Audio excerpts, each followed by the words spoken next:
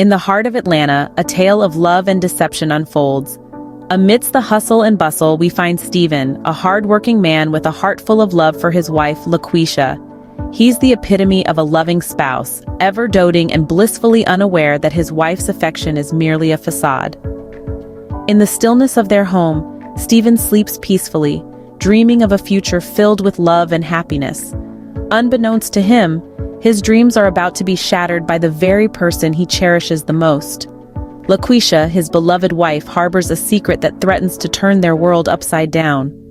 Every night, as Stephen lies beside her, oblivious to her deceit, LaQuisha's mind is a whirlwind of sinister thoughts. Her eyes, filled with cold calculation, drift towards the life insurance policy tucked away in their drawer. It's more than just a piece of paper. It's her ticket to freedom, a tempting prize that fuels her ulterior motives. Behind the mask of a loving wife, LaQuisha is a woman with a plan that involves escaping the life she shares with Stephen, and a new beau who's more than willing to help her achieve her ambitions. As the night deepens, their home, once a haven of love, morphs into a stage for LaQuisha's deception. Each tick of the clock brings her one step closer to her goal, and Stephen one step closer to his downfall. Yet love blinds Stephen to the impending danger. He's ensnared in LaQuisha's web of deceit, a puppet in her meticulously planned game. But the clock is ticking, and the night is full of surprises. As Stephen slumbers peacefully, LaQuisha's mind races with sinister thoughts. Days blur into nights as Stephen dotes on LaQuisha, oblivious to her treachery. His heart is an open book, each page brimming with unrequited love for his wife. He showers her with gifts, tokens of his affection that she accepts with feigned enthusiasm. Each diamond, each dress, each dinner at the city's finest restaurants is just another brick in the wall of deception she's building. While Stephen sees their life together as a beautiful ballet of love and companionship, LaQuisha dances to a different tune. Beneath her veneer of contentment, she harbors a cold indifference, her heart hardened by the allure of greed and lust. But alas, LaQuisha is not alone in her deceit. A new player enters the stage, her lover, a man as cunning as he is charming. He fans the flames of her ambition, whispering sweet nothings into her ear that are laced with poison. Together, they plot and scheme, their plans shrouded in the secrecy of the night. Meanwhile, Stephen remains trapped in his bubble of blissful ignorance. His love for LaQuisha blinds him, obscuring the looming shadow of betrayal. Each kiss, each touch, each loving word, he interprets as signs of her affection, unaware of the sinister plot brewing beneath the surface. In this tangled web of deceit, LaQuisha plays the role of the loving wife by day, and the treacherous lover by night. Every morning, she wakes up next to Stephen, her face the picture of innocence. Yet, as the day fades and the moon takes the stage, her mask slips, revealing her true nature. LaQuisha's heart belongs to another, her eyes fixed on the wealth she'll inherit once Stephen is out of the picture.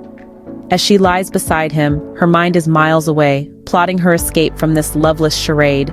Each beat of her heart echoes her deceit, a chilling reminder of the double life she leads. Caught in the web of her deception, Stephen remains blissfully unaware of his impending doom. The night, once a soothing blanket of tranquility, now harbors a chilling secret. Unbeknownst to him, the woman lying next to him, the woman he adores, is a ticking time bomb, ready to explode and shatter his world into a million pieces. As the clock strikes midnight, a harsh truth looms on the horizon. Stephen, lost in the bliss of slumber, is about to be rudely awakened to a reality he could never have anticipated, a reality where love is a mere illusion and trust, a fleeting mirage. The moment of truth arrives with the piercing shrill of a phone. A mysterious caller, a voice from the shadows, spills the beans. The veil of deceit is finally lifted, and the monster hiding behind the mask of love is revealed. LaQuisha, his beloved wife, is the puppeteer pulling the strings of his demise.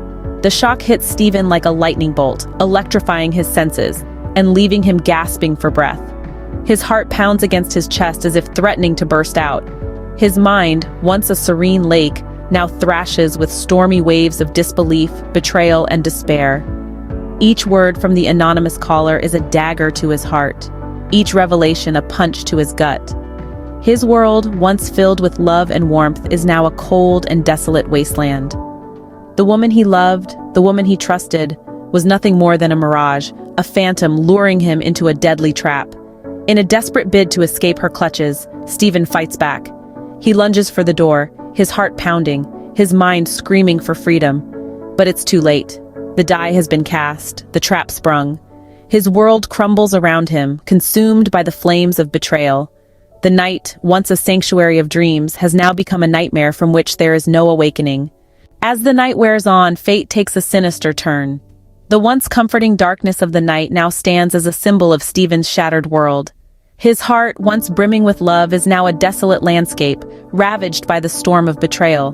The woman he loved, the woman he trusted, has revealed herself to be a monster, her heart void of any affection for him. LaQuisha, her mask of innocence now discarded, stands in the harsh light of her own cruelty. Her eyes, once soft and loving, now gleam with a cold, calculating glint. The mask of a loving wife has slipped, revealing the face of a ruthless schemer. Her treachery, once concealed behind sweet words and softer kisses, is now exposed, as merciless and cold as the winter wind. The aftermath is a chilling spectacle. Stephen, once a pillar of strength, now stands broken. His dreams, his hopes, his love, all obliterated under the merciless weight of betrayal. His world is in ruins, each piece a painful reminder of LaQuisha's deceit. His heart aches with the torment of lost love, the echoes of LaQuisha's lies reverberating within him. And yet, amid the wreckage, Stephen finds a spark of resilience. His spirit, though bruised, is not defeated. He clings to the remnants of his dignity, his courage fueling his resolve to rise from the ashes. His heart, though battered, beats with the rhythm of survival, a testament to the indomitable human spirit.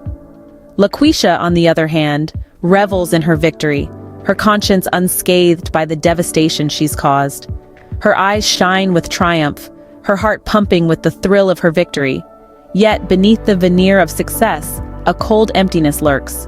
Her victory is hollow, her triumph tainted by the pain she's inflicted. LaQuisha's true colors shine through, leaving a trail of devastation in her wake. Her betrayal, like a wildfire, consumes everything in its path, leaving behind only the charred remnants of a love that once was. The aftermath of her deceit is a grim reminder of the destructive power of betrayal, a testament to the darkness that lurks beneath the surface of deceit. In the end, justice prevails, but the scars of betrayal run deep. This is the grim aftermath of a love story twisted into a tale of treachery. It's a reminder that the facade of affection can hide a heart of stone, and that trust, once broken, leaves a wound that time struggles to heal. Stephen, an ordinary man with extraordinary love for his wife, was ensnared in a web of deceit spun by the very person he held dear. He showered LaQuisha with love, only to be repaid with betrayal. His world, once filled with dreams of a shared future, was shattered by the harsh reality of his wife's duplicity. The story of Stephen and LaQuisha is a stark reminder of the potential dangers lurking in the shadows of trust. It underscores the necessity of discernment, the importance of authenticity, and the value of genuine affection.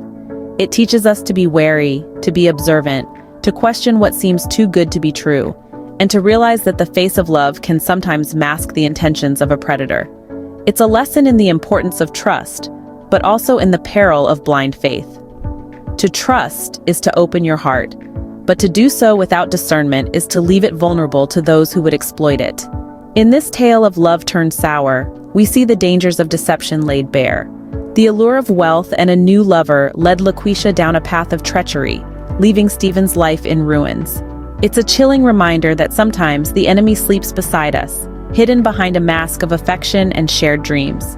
In the end, Stephen learned the hard way that the greatest threats often come from the most unexpected places. His story serves as a harrowing warning to us all about the perils of deception and the devastating consequences of misplaced trust. It's a lesson we would all do well to remember. Beware the ones we trust the most, for they may be the ones plotting our downfall.